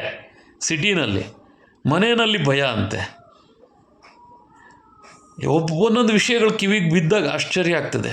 ಸುತ್ತಮುತ್ತ ಮನೆ ಇರ್ತದೆ, ಎದುರುಗಡೆ ಮನೆ ಇರ್ತದೆ, ಅಕ್ಕಪಕ್ಕದಲ್ಲಿ ಮನೆಗಳು, ಮನೇಲಿ ಭಯ, ಮನೆಯಲ್ಲೇ ಭಯ. ಕೆಲವರಿಗೆ ನಾನು ಹೇಳ್ತಾ ಇರ್ತಕ್ಕಂಥದ್ದು, ಕೆಲವರಿಗೆ ಇಂಥ ಒಂದು ಪರಿಸ್ಥಿತಿನಲ್ಲಿ ನಾವು ಅವ್ರದನ್ನು ತಪ್ಪು ಅಂತ ಹೇಳೋದಕ್ಕೆ ಬರೋದಿಲ್ಲ. ನಾನು ಯಾಕೆ ಅಂತಂದರೆ ಇದನ್ನು ಅರ್ಥೈಸ್ಕೊಂಡವನಾಗಿ ನಾನು ಭಯಪಟ್ಟಿರ್ತಕ್ಕಂಥ ದಿನಗಳಿದೆ. ಆಗ ಅನಿಸುತ್ತೆ ನಾವು ಅವರನ್ನು ಆ ಸ್ಥಿತಿಯಲ್ಲೇ ನೋಡಬೇಕಾಗ್ತದೆ. ಭಯ ಅಂತಕ್ಕಂಥದ್ದು ಯಾತಕ್ಕೆ ಬರ್ತದೆ? ಭಯ ಅಂತಕ್ಕಂಥದ್ದು ಇದು ಒಂದು ಬೌಂಡ್ರಿಡ್ ಲೈಫ್. ಇದು ನಾನು ಹೇಳ್ತಾ ಇರ್ತಕ್ಕಂಥದ್ದು ಒಂದು ಮನೆ, 4 ಗೋಡೆಯ ಮಧ್ಯೆ ಭಯಗಳು. ಅಲ್ಲಿಂದ ಮುಂದೆ ಹೊರಗಡೆ ಕೆಲಸಕ್ಕೆ ಹೋದಾಗ ಅಲ್ಲಿನ ಭಯಗಳು, ಅಲ್ಲಿನ ಸ್ನೇಹ, ಅಲ್ಲಿನ ಒಂದು ಜೀವನ ಶೈಲಿ. ಹೊರಗಡೆ ಆಫೀಸಲ್ಲಿ ರಕರಕವಾದ ಜನ ಇರ್ತಾರೆ, ವಿಧವಾದ ಜನ ಇರ್ತಾರೆ. ಅವರ ಜೀವನ ಶೈಲಿ, ಅವರ ಜೀವನ ವಿಧಾನ ರೂಪಿಸ್ಕೊಂಡಿರ್ತಕ್ಕಂಥದ್ದು. ಇಲ್ಲೆಲ್ಲ ಕೂಡ ಹೊಂದಾಣಿಕೆ ಬಹಳ ಪ್ರಮುಖ ಪಾತ್ರ ವಹಿಸುತ್ತೆ. ನಾನು ತುಂಬ ಇಷ್ಟಪಡ್ತಕ್ಕಂಥ ವಿಚಾರ ಏನಪ್ಪ ಅಂತಂದರೆ, ನಾನು ಎಲ್ರಿಗೂ ಅದನ್ನೇ ಹೇಳ್ತೇನೆ. ಈ ಗೃಹ ಪ್ರವೇಶಗಳೆಲ್ಲ ಮಾಡಿಸಿದಾಗ ಹೊಸ್ಟೆಲ್ನಲ್ಲಿ ನಾವು ಒಂದು ಕಾಸು ಮೊಳೆಯನ್ನು ಹೊಡಿತಕ್ಕಂಥ ಅಭ್ಯಾಸ. ನೀವೆಲ್ಲ ಗೃಹ ಪ್ರವೇಶಗಳು ಮಾಡಿದರೆ ನೋಡಿರ್ತೀರ. ಏನದು? ನಾನು ಹೇಳ್ತೇನೆ, ಅದು it has to remove the negativity. ಅಂದರೆ ನಿಮ್ಮ ಎಲ್ಲ ಹೊರಗಿನ ಮಾನಸಿಕ ಸ್ಥಿತಿಯನ್ನು ಹೊರಗಡೆಗೆ ಇಟ್ಕೊಳ್ಳಿ, ಒಳಗಡೆ ತರಬೇಡಿ ಅಂತ. ಮನೆ ಒಳಗಡೆಗೆ ಯಾವುದೋ ಹಾದಿಯಲ್ಲಿ ಬರ್ತಾ ಇರ್ತಕ್ಕಂಥ ಕರ್ಕಶ ಹಾರನ್ನ ಶಬ್ದಗಳು, ಇನ್ಯಾವುದೋ ಕೆಲಸಕ್ಕೆ ಬಾರದ ಭಯ, ಜಗಳಗಳು, ಅದು ಹೊರಗಡೆ ಇಟ್ಕೊಳ್ಳಿ ಅಂತಂದರೆ ಜಗಳ ಹೋಗಿ ಹೊರಗಡೆ ಆಡಿ ಅಂತಲ್ಲ.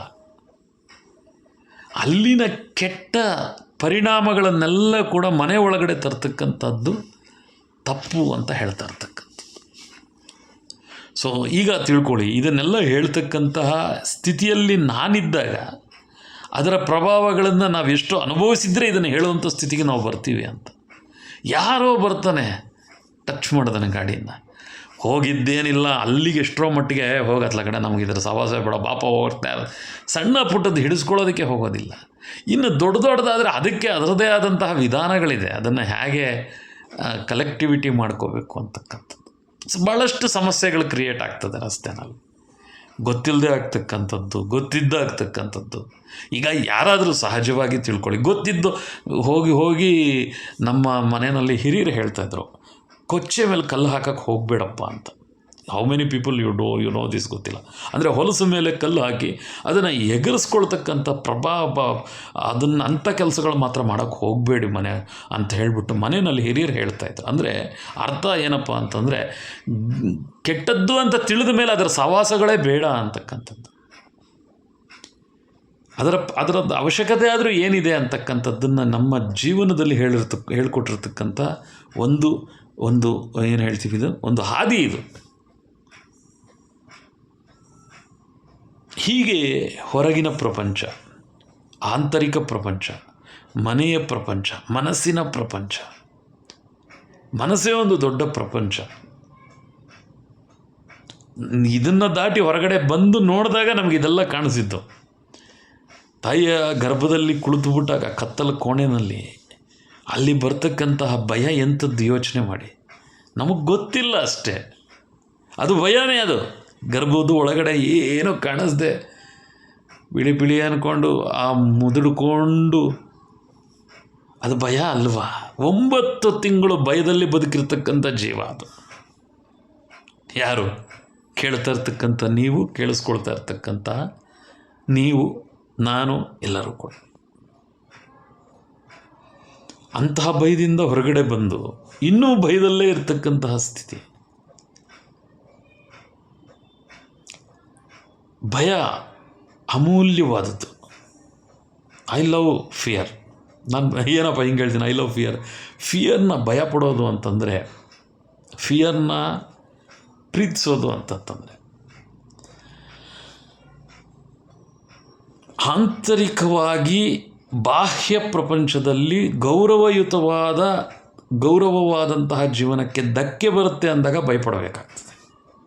ಆ ಭಯ ಇದೆಯಲ್ಲ, ಅದು ಕೆಟ್ಟ ಭಯ. ಅದು ಬಾಹ್ಯ ಪ್ರಪಂಚದಲ್ಲಿ ಗೌರವಕ್ಕೆ ಧಕ್ಕೆ ಬರ್ತಕ್ಕಂತಹ, ಗೌರವಕ್ಕೆ ಧಕ್ಕೆ ತರ್ತಕ್ಕಂತಹ ಪ್ರಯತ್ನಗಳೇ ನಡೀತಾ ಇರ್ತದಲ್ಲ, ಅಲ್ಲಿ ಭಯಪಡಬೇಕಾಗ್ತದೆ. ಯಾಕಂದರೆ ಜೀವನ ಶೈಲಿ ಆಗಿದೆ ಇವತ್ತಿಂದು. ತುಂಬ ಜನಕ್ಕೆ ಭಯ ಹೇಗೆ ಪಡಬೇಕೋ ಗೊತ್ತಿಲ್ಲ. ಭಾಳಷ್ಟು ಮಂದಿಗೆ ಭಯ ಅನ್ನೋದೇ ಗೊತ್ತಿಲ್ಲ. ಅದು ಹೇಗಿರುತ್ತೆ, ಅದು ಏನು, ಅದು ಹೇಗೆ ಕೆಲಸ ಮಾಡ್ತದೆ ಅನ್ನೋದು ಗೊತ್ತಿಲ್ಲ. ಮತ್ತು ಯಾವುದಕ್ಕೆ ಭಯ ಪಡಬೇಕು ಅನ್ನೋ ಹೇಳಿದ್ನಲ್ಲ, ತುಂಬ ಸಿಂಪಲ್. ಈ ಜವಾಬ್ದಾರಿಯುತವಾಗಿ ರೆಸ್ಪಾನ್ಸಿಬಲ್ ಆಗಿರ್ತಕ್ಕಂಥ ವ್ಯಕ್ತಿಗೆ ಗೌರವಕ್ಕೆ ಧಕ್ಕೆ ಬರ್ತದೆ ಅಂದರೆ ಭಯ ಬರ್ತದೆ. ಈಗ ನೋಡಿ ಬಂತು ಪದ, ಜವಾಬ್ದಾರಿಯುತ. ಆನ್ಸರಬಲ್ ಆಗಿರಬೇಕಾಗ್ತದೆ. ಪ್ರತಿಯೊಂದು ಮಾತಿಗೂ ಪ್ರಶ್ನೆಗಳಿದೆ. ಸರಿಯಾಗಿ ಗಮನಿಸಿ. ಮಾತು ಬೇರೆ, ಪ್ರಶ್ನೆ ಬೇರೆ, ಹೇಳ್ತಾ ಇರ್ತಕ್ಕಂತಹ ವಿಚಾರ ಬೇರೆ ಇರ್ತದೆ. ಹೀಗೆ ವಿಷಯಾಧಾರಿತವಾಗಿ ಮನುಷ್ಯ ನಡವಳಿಕೊಳ್ತಕ್ಕಂಥದ್ದು ಅಭ್ಯಸಿಸಬೇಕಾಗ್ತದೆ. ಬಿಹೇವಿಯರಲ್ ಆ್ಯಕ್ಟಿವಿಟೀಸ್, ನಡವಳಿಕೆಯ ಒಂದಷ್ಟು ಆ ಚಟುವಟಿಕೆಗಳನ್ನು ಅರ್ಥ ಮಾಡ್ಕೊಳ್ತಕ್ಕಂಥ ಸ್ಥಿತಿಗಳು. ಸೊ ಯಾವ ವಿಷಯವನ್ನಾದರೂ ಕೂಡ ಸೂಕ್ಷ್ಮವಾಗಿ ಎಷ್ಟರ ಮಟ್ಟಿಗೆ ನಾವು ಗಮನಿಸ್ತೀವಿ ಅಂತಕ್ಕಂಥದ್ದು ಮುಖ್ಯ ಅಲ್ಲ. ಅಸೂಕ್ಷ್ಮವಾಗಿ ಗಮನಿಸಿದ್ದನ್ನು ನಾವು ಹೇಗೆ ಅದನ್ನು ಬಳಸ್ಕೊಳ್ತೀವಿ ಅಂತಕ್ಕಂಥ ಒಂದು ವಿಷಯವನ್ನು ನಾವು ಎಷ್ಟು ಪ್ರಮಾಣದಲ್ಲಿ ಬೇಕಾದರೂ ನಾವು ಎಲ್ಲಿವರೆಗೂ ಆದರೂ ಕೂಡ ಅದನ್ನು ತಿಳ್ಕೊಳ್ತಕ್ಕಂಥ ಪ್ರಯತ್ನ ಮಾಡ್ಬೋದು. ಹೀಗಲ್ಲ ಹಾಗೆ, ಹಾಗಲ್ಲ ಹೀಗೆ ಅಂತ. ಆದರೆ ಅದನ್ನು ಬಳಕೆ ಮಾಡ್ತಕ್ಕಂಥದ್ದು ಗೊತ್ತಿಲ್ಲದೆ ನಾವು ಎಷ್ಟು ತಿಳ್ಕೊಂಡ್ರೂ ಅದ್ರ ಪ್ರಯೋಜನ ಇಲ್ಲ ಅಂತ. ಸೊ ಇಲ್ಲಿಂದ ನನ್ನ ಸರಿಸುಮಾರು ದೊಡ್ಡ ವಿಡಿಯೋ ಇದು, ಹೆಚ್ಚು ಕಡಿಮೆ 40 ನಿಮಿಷ ನಿಮ್ಮೆಲ್ಲರ ಜೊತೆ ಮಾತನಾಡ್ತಾ ಇದ್ದೀನಿ. ಈ ಇಷ್ಟೂ ವಿಷಯವನ್ನು ಗ್ಯಾದರ್ ಮಾಡ್ತಾ ಹೋಗಿ ಅನುಕೂಲ ಏನು, ಅನಾನುಕೂಲ ಏನು, ಅಡ್ವಾಂಟೇಜ್, ಡಿಸಡ್ವಾಂಟೇಜ್, ಎಷ್ಟು ವಿಷಯಗಳನ್ನು ಕೂಡ ನಮ್ಮ ಅನುಕೂಲಕ್ಕೆ ತಕ್ಕಂತೆ ಬಳಸ್ಕೊಳ್ಬೇಕೇ ವಿನಃ ಇನ್ನೊಬ್ಬರಿಗೆ ಅದನ್ನು ಡಿಸ್ಟರ್ಬ್ಡ್ ಆಗಿ ಕಾಣಿಸ್ತಕ್ಕಂತಹ ರೀತಿಯಲ್ಲಿ ಯಾವುದನ್ನು ಬಳಸ್ಕೋಬಾರ್ದು ಅನ್ನೋದಕ್ಕೋಸ್ಕರ ನಾನು ಇದಿಷ್ಟು ಹೇಳ್ಕೊಳ್ತಾ ಬಂದಿರತಕ್ಕಂಥದ್ದು. ನಮ್ಮ ಹಾದಿ ಹೇಗಿರಬೇಕು ಅಂತಂದರೆ ಮನೆಯಲ್ಲಾಗಿರ್ಬೋದು, ಹೊರಗಡೆ ಆಗಿರ್ಬೋದು, ಬಾತ್ ಹಾದಿ, ದಾರಿ, ಜವಾಬ್ದಾರಿ, ದಾರಿ ಹೇಗಿರಬೇಕು ಅಂತಂದರೆ ಆದಷ್ಟು ಎದುರುಗಡೆಯಿಂದ ಬರ್ತಕ್ಕಂಥ ವ್ಯಕ್ತಿಯಿಂದ ಕೂಡ ನಮಗೆ ಅದರ ಡ್ಯಾಮೇಜ್ ಅಂತಕ್ಕಂಥದ್ದು ಇರಬಾರ್ದು ಅನ್ನೋ ರೀತಿಯಾಗಿರಬೇಕು. ಅಂದರೆ ಸರಾಗವಾಗಿ ಹೋಗ್ತಾ ಇವೆಲ್ಲ ಮಾಡಿದ್ದಾರೆ ನೋಡಿ ರಾಜಮಾರ್ಗಗಳು, ಎಷ್ಟು ಅದ್ಭುತವಾಗಿದೆ. ನಾನು ಮೊನ್ನೆ ಹೋದೆ ಬೈರಡ್ಪಲ್ಲಿಗೆ, ಹೊಸಕೋಟೆ ಹತ್ತಿದ್ರೆ ಬೈರಡ್ಪಲ್ಲಿಲಿ ಇಳಿದಿದ್ದೇ ಗೊತ್ತಾಗಿತ್ತು. ಸ್ವಲ್ಪ ಬೋರಿಂಗ್ ಅನಿಸುತ್ತೆ ರೋಡು, ಅಂದರೆ ಯಾಕಂದರೆ ಇಲ್ಲೆಲ್ಲ ಆದರೆ ಒಂದು ಕಾಫಿಗೋ ಟೀಗೋ ನಿಲ್ಲಿಸೋದೆಲ್ಲ ಇದೆ, ಅಲ್ಲಿ ಅವೆಲ್ಲ ಏನಿಲ್ಲ. ಹೊಸಕೋಟೆ ಹತ್ತಿದ್ರೆ ಬೈರಡ್ಪಲ್ಲಿಲಿ ಇಳಿದ್ರೆ ನಮ್ಮ ಊರಿಗೆ ಹೊಡೋಗ್ಬಿಡ್ಬೋದು ಹಂಗೆ ಟಕ್ ಅಂತ. ಸೊ ಹಾಗೆ ಸ್ವಲ್ಪ ಮಟ್ಟಿಗೆ ಬೋರಿಂಗ್ ಇದ್ದರೂ ಕೂಡ ಸರಾಗವಾಗಿ ಹೋಗ್ಬಿಡೋದು ನೋಡಿ ಎಷ್ಟು ಚೆನ್ನಾಗಿ. ಹಾಗೆ ಇಲ್ಲಿ ಹತ್ತಬೇಕು, ಅಲ್ಲಿ ಇಳಿಬೇಕು, ದುಡ್ಡು ತೊಗೋತಾರಪ್ಪ ಟೋಲು, ಬಟ್ ಆದರೆ ಸೇಫ್ ಆಗಿರ್ತದೆ, ಸೇಫ್ ಗಾರ್ಡ್ ಆಗಿರ್ತದೆ, ಎಲ್ಲ ರೀತಿಯ ಅನುಕೂಲವಾಗಿರ್ತದೆ. ಅಡ್ಡ ಬರ್ತಕ್ಕಂಥದ್ದೇನು ಹಿಂಸೆಗಳಿಲ್ಲ ಅಂತ ಅನ್ಕೊಂಡ್ರೆ ಅಲ್ಲೂ ಒಂದೋ ಎರಡೋ ಅಡ್ಡಿ ಆತಂಕಗಳಿತ್ತು, ನಾಯಿಗಳ ಅಡ್ಡ ಬರ್ತಿತ್ತು. ಪಾಪ ಇನ್ನೇನು ಮಾಡೋದಕ್ಕೆ ಸಾಧ್ಯ ನನಗೆ ಗೊತ್ತಿಲ್ಲ, ಪಾಪ ರಾಜಮಾರ್ಗ ಮಾಡಿರ್ತಕ್ಕಂಥವ್ರು. ಬಟ್ ಆದರೆ ರೋಡು ಮಾತ್ರ ಸೂಪರ್ ಆಗಿದೆ. ಮತ್ತೆ ಹೇಳ್ತೇನೆ, ಮೆಡಿಟೇಷನ್ ಮಾಡೋದನ್ನು ಕಲಿತು ಮೆಡಿಟೇಷನ್ ಮಾಡಿ. ಏನೇನೇನೋ ನಿಮ್ಮ ಮನಸ್ಸಿಗೆ ತುಂಬಬೇಡಿ. ನಿಮ್ಮ ಮನಸ್ಸು ಡಸ್ಟ್ಬಿನ್ ಅಲ್ಲ, ಅರ್ಥ ಮಾಡ್ಕೊಳ್ಳಿ. ಅದು ಮನಸ್ಸು, that is not A dustbin. ಮತ್ತೇನು ಮನಸ್ಸು ಅಂತಕ್ಕಂಥದ್ದು ಒಂದು ಪವಿತ್ರವಾಗಿರ್ತಕ್ಕಂತಹ ಒಂದು ಸ್ಥಳ. ಅದು ಕಣ್ಣಿಗೆ ಕಾಣದಂತಹ ಅದೊಂದು ಪ್ರಪಂಚ ಮನಸ್ಸು ಅಂತಕ್ಕಂಥದ್ದು. ಅದನ್ನು ಸುಂದರವಾಗಿ ನೋಡಬೇಕು ಅಂದರೆ ಸುಂದರವಾಗಿ ಕಾಣಿಸುತ್ತೆ. ಅದು ಕೆಟ್ಟದಾಗಿ ಹೊಲಸಾಗಿ ನೋಡಿದ್ರೆ ಬರೀ ಅದೇ ಕಾಣಿಸ್ತಾ ಇರ್ತದೆ. ಸೊ ಅದನ್ನು ಕ್ಲೀನ್ ಮಾಡಿದಾಗ ಮನಸ್ಸಿಗೆ ಹೇಳಿರಬೇಕಾಗ್ತದೆ.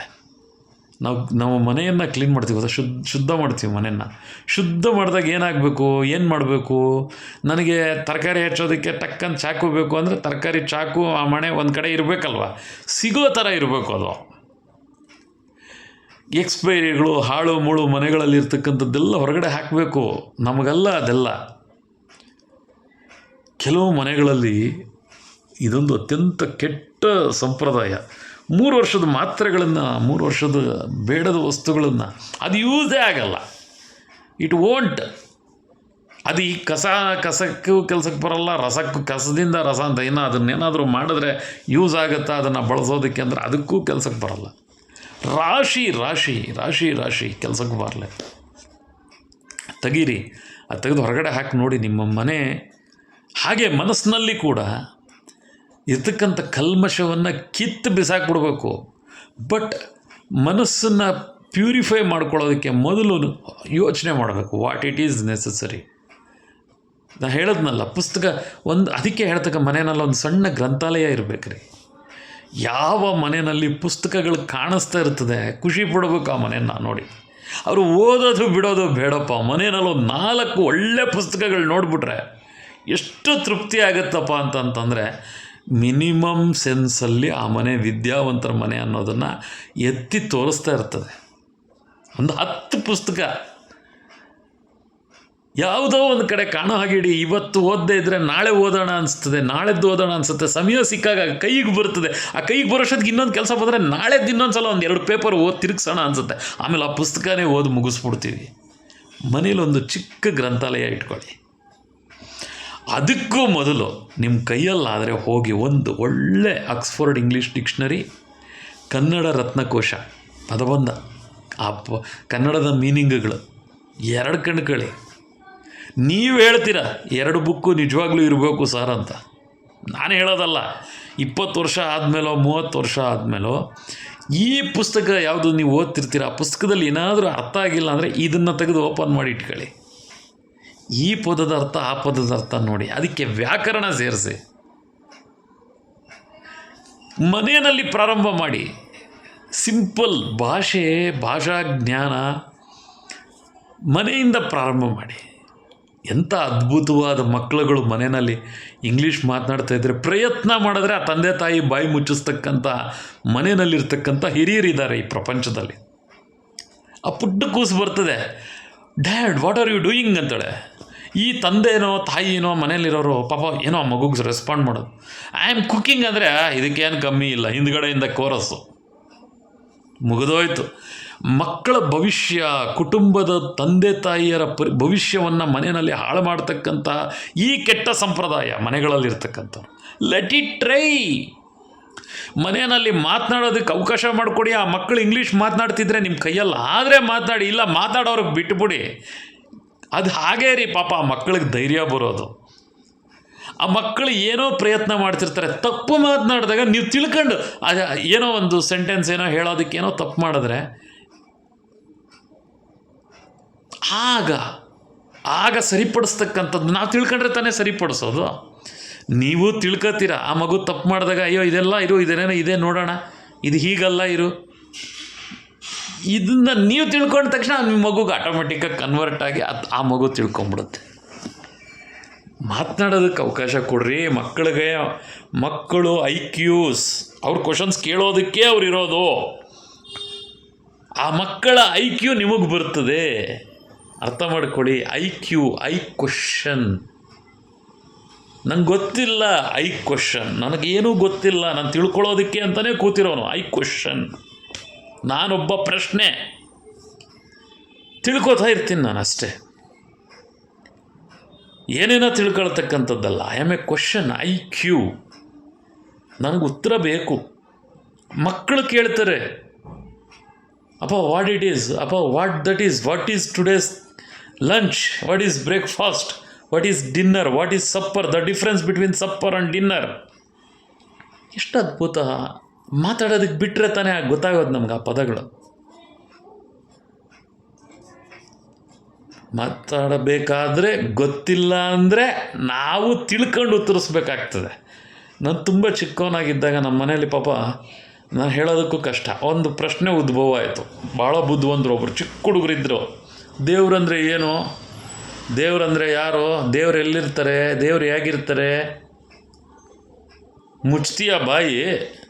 ನಮ್ಮ ಮನೇಲಿ ಬಂದು ಉತ್ತರ, ಅದೆಲ್ಲ ಉತ್ತರ. ಸಮಯ ಬರ್ತದಪ್ಪ, ವೆರಿ ಸಿಂಪಲ್. ನೀನಿನ್ನೂ ಈಗಿನ್ನೂ ಪ್ರಾರಂಭ ಮಾಡಿದ್ಯಾ ಓದೋದಕ್ಕೆ, ನಿಂಗೀಗ ಪ್ರಶ್ನೆಗಳು ಉದ್ಭವ ಆಗಿದೆ. ನನಗೆ 50 ವರ್ಷ ಆಗಿದೆ, ನನಗೂ ಇನ್ನೂ ಉತ್ತರ ಸಿಕ್ಕಿಲ್ಲ. ನೀನು ಪ್ರಯತ್ನ ಪಡ್ತಾ ಇರೋ, ನನಗೆ ಉತ್ತರ ಸಿಕ್ಕಿದಾಗ ನಿಂಗೆ ಉತ್ತರ ಹೇಳ್ತೀನಿ. ಎಷ್ಟು ಚೆನ್ನಾಗಿದೆ. ಅಥವಾ ನಾನು ಹೇಳ್ತಾ ಇರ್ತಕ್ಕಂಥದ್ದು, ಹಿರಿಯರು ಉತ್ತರ ಹೇಳೋದಕ್ಕೆ ಗೊತ್ತಾಗಿಲ್ಲ, ಇಷ್ಟು ಹೇಳ್ಬಿಡಿ, ಮುಗೀತಲ್ಲ. ನಾನು 50 ವರ್ಷದಿಂದ ತಿಳ್ಕೊತಾ ಇದ್ದೀನಿ ಕೂಸು, ನಂಗೆ ಗೊತ್ತಾದಾಗ ನಿಂಗೆ ಹೇಳ್ತೀನಿ. ತಿಳಿದಿರ್ತಕ್ಕಂಥವ್ರು ಹೇಳ್ತಾರೆ, ಪಂಚಭೂತ ಏನೋ ಭೂತನ, ಇದು ಯಾವುದೋ ಭೂತ ಹೆದರಿಸ್ತಾರೆ. ದೇವ್ರಂದರೆ ಪಂಚಭೂತ ಅಂದರೆ ಆಗಾಯ್ತು, ಆ ಮಗು ಹೆದರ್ಕೊಂಬಿಡ್ತು, ಇದ್ಯಾವುದೋ ಭೂತ ಗೀತ ಅಂತ. ಹಂಗೆಲ್ಲ ಅದು ಹೇಳೋ ವಿಧಾನವೇ ಅಲ್ಲ. ಎಷ್ಟೋ ಮಂದಿಗೆ ಎಕ್ಸ್ಪ್ಲನೇಷನ್ ಕೊಡೋದಕ್ಕೆ ಎಷ್ಟೋ ಮಂದಿ ಒದ್ದಾಡಿಬಿಡ್ತಾರೆ. ಇಲ್ಲ ಏನೋ ಅದು ತಿಳ್ಕೊಂಡಿರ್ತಕ್ಕಂಥದ್ದು ಹೇಳಿ ಸಮರ್ಪಕವಾಗಿ ನಾನು ಹೇಳ್ತಾ ಇರ್ತಕ್ಕಂಥದ್ದು ನೋಡಿ, ತಿಳ್ಕೊಂಡು ಪ್ರಯತ್ನ ಮಾಡಿ. ಆಮೇಲೆ ಯಾರೋ ಏನೋ ಹೇಳಿದ್ದಾರೆ ಅದರಲ್ಲಿ ತಪ್ಪು ಕಂಡುಹಿಡೀರಿ ಅಂತಲ್ಲ. Everything based on. ನಾನು ಒಬ್ಬ ಗುರುಗಳು ಒಂದು ಪುಸ್ತಕವನ್ನು, ಯಾವುದೋ ಪುಸ್ತಕ, ಒಂದೇ ಪುಸ್ತಕವನ್ನು 10 ಅರ್ಥ ವ್ಯಾಖ್ಯಾನ ಕೊಟ್ಟಿದ್ದಾರೆ. 10-12 ವ್ಯಾಖ್ಯಾನ ಕೊಡ್ತಾರೆ. ವ್ಯಾಸರಾಜರ ಇರಬೇಕು ಅನಿಸ್ತದೆ. ಒಟ್ಟಿನಲ್ಲಿ ವಾದಿರಾಜರೋ ವ್ಯಾಸರಾಜರೋ ಒಂದು ಪುಸ್ತಕವನ್ನು ಬರೀತಾರೆ. ಇರಲಿ, ಆ 2 ಹೆಸರಿನಲ್ಲಿ ಒಂದು ಹೆಸರು ತಿಳ್ಕೊಳ್ಳೋಣ, ತಪ್ಪೇನಿಲ್ಲ. ಅವರಿಬ್ಬರಲ್ಲಿ ಯಾರೋ ಒಬ್ಬರು ಒಂದು ಪುಸ್ತಕವನ್ನು ಹಲವಾರು ವಿಧವಾಗಿ ವರ್ಣನೆಯನ್ನು ಮಾಡ್ತಾರೆ. ಇದು ನಾನು ಕೇಳಿರ್ತಕ್ಕಂಥ ಕತೆ. ಈಗ ಗೊತ್ತಿರೋರು ಆ ಹೆಸರನ್ನು ಹಾಕ್ಕೊಳ್ಳಿ, ನಿಮಗೆ ಚೆನ್ನಾಗಿ ಗೊತ್ತಿರ್ತದೆ. ಅದು ವಾದಿರಾಜರ ವ್ಯಾಸರಾಜರ ಒಬ್ಬರ ಹೆಸರನ್ನು ನೀವು ತೊಗೋಬೋದು. ಅವ್ರು ಯಾರು ಅಂತಕ್ಕಂಥವ್ರ ಹೆಸರನ್ನೇ ತೊಗೊಳ್ಳಿ. ಈ ಕನ್ಫ್ಯೂಷನ್ ನಾನು ಸರಿಪಡಿಸ್ಕೋತೀನಿ.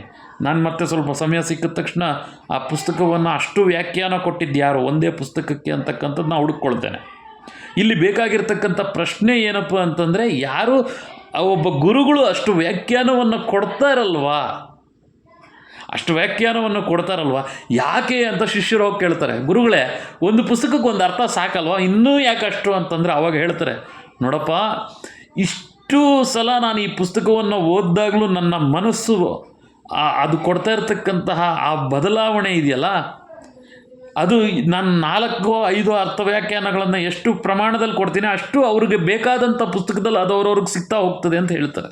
ಅಂದರೆ ಈಗ ನಾನು ಹೇಳ್ತಾ ಇರ್ತಕ್ಕಂಥ ವಿಚಾರ ನಿಮಗೆ ಅರ್ಥ ಆಗಬೇಕು ಅಂತೇನಿಲ್ಲ,